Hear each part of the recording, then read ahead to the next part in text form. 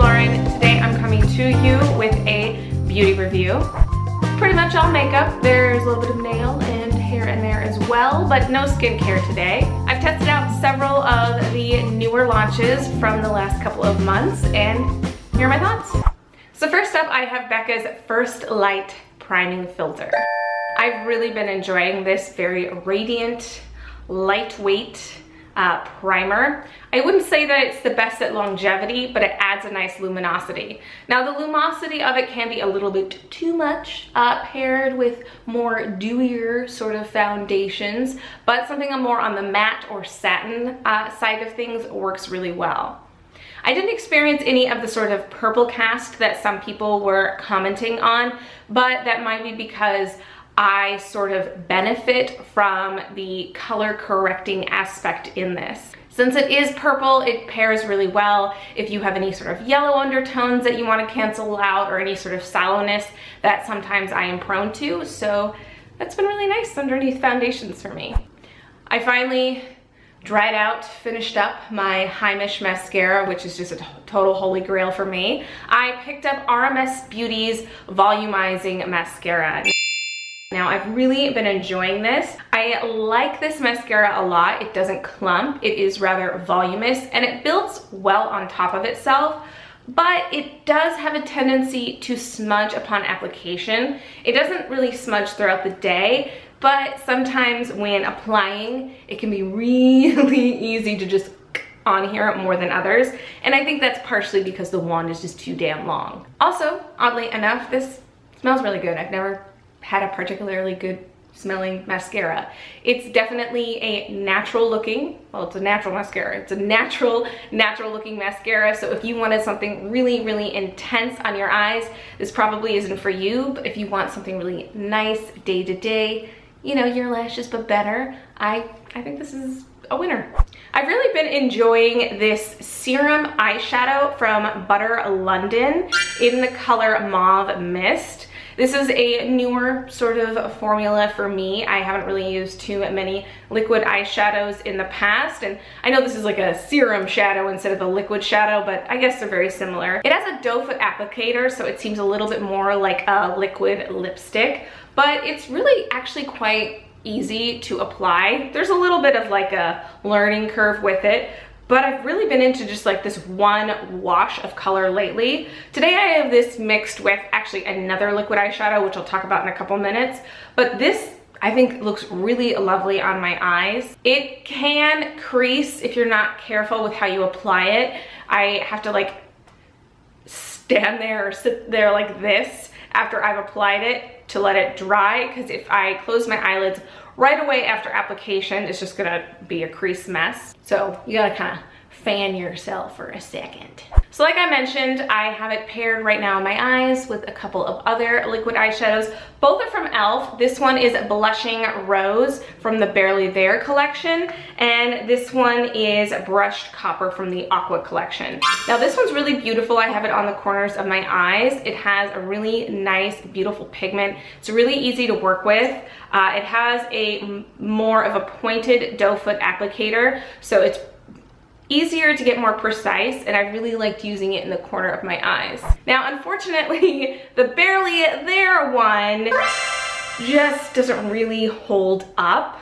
It is actually a really beautiful, like rosy mauve color, but it can be really difficult to work with. It easily just kind of rubs away. I'll place it like in the corner of my eye and then try and work it in, but as I work it in, it just sort of works its way out and the color's gone. So that's been kind of annoying about this. It's a really pretty color, it's just doesn't really stick around. So in general, I've been on a little bit of an e.l.f. kick. I also tried the lip tint from them, also from the Barely There collection. This is supposed to be more sheer, but it's actually quite opaque, and I've really loved pairing it with just kind of any lip combination lately. I have it mixed in with a lip pencil that I'm going to talk about in a couple of minutes, but this is nice. It's really pretty, rosy color, just good value, looks good. I've really been enjoying this.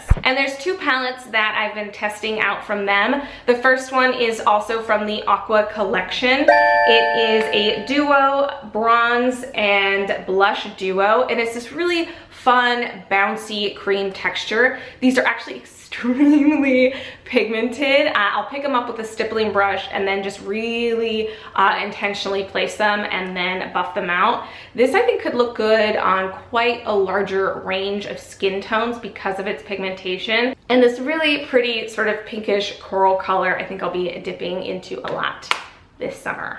On the opposite spectrum of pigmentation has been this Total Face palette, also from the Barely There collection. And it's this nice little 4 quad guy of 2 blushes and a highlight and bronzer. Now this works on my skin tone, but I think anyone deeper probably won't get along with this. It is very sheer in pigmentation, which I actually really like. I like these blushes. I have them mixed in together on my face.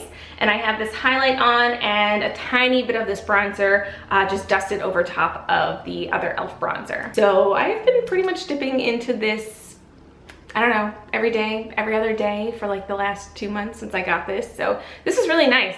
It feels actually quite luxurious for something that was like under 10 bucks. Moving on from there, I have been utilizing these 2 lip pencils I got sent to me via influencer. I did a first impressions video of them like a month or so back. Now these are nice, they're really pretty. I have this darker one, 044, mixed in with the e.l.f. lip tint, but I do have a couple of gripes with them. They are in pencil format, so that means you have to continuously sharpen them, and they are not an inexpensive lip liner, so you lose a bunch of product every time you sharpen it, which can be really annoying. They're also extremely creamy, which is nice feeling on the lips, but doesn't really mean that they hold that sort of line like more waxy lip liners do. And back to the whole sharpening thing, because they are so creamy, you go through the point really fast, and so I have to constantly sharpen these guys. So I feel very blessed that I got these for free from influencer. They are quite beautiful. The packaging is not very good in general, because as you probably just heard, that little thump was this color indicator just popped off the bottom of these. Also, I noticed that these caps really easily come off. I had one of these in my purse and the cap just comes off really easily, so that is quite annoying. Oh man, my opinion on these is deteriorating as I am talking about them. I generally really like a lot of Bite Beauty stuff. I'm a huge fan of the multi-sticks, but these were just sort of a big pass for me.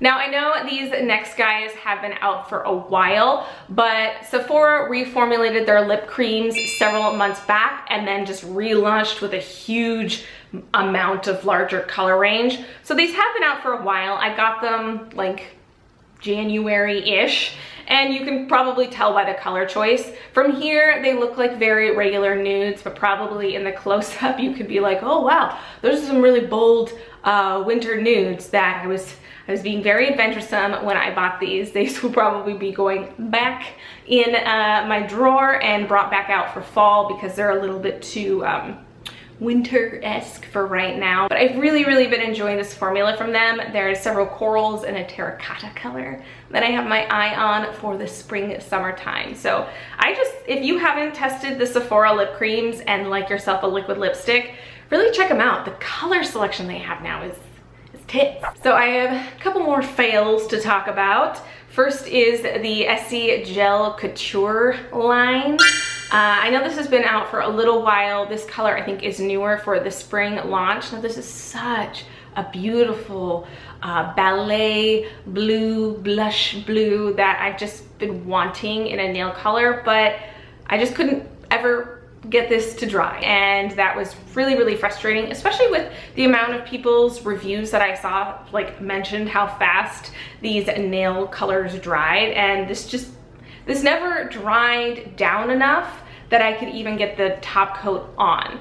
I did test the top coat out on some other non-Essie Gel Couture lines, and I did find that my nail polish lasted like a day or two longer, but I just never got a chance to really pair these together because this color would never dry.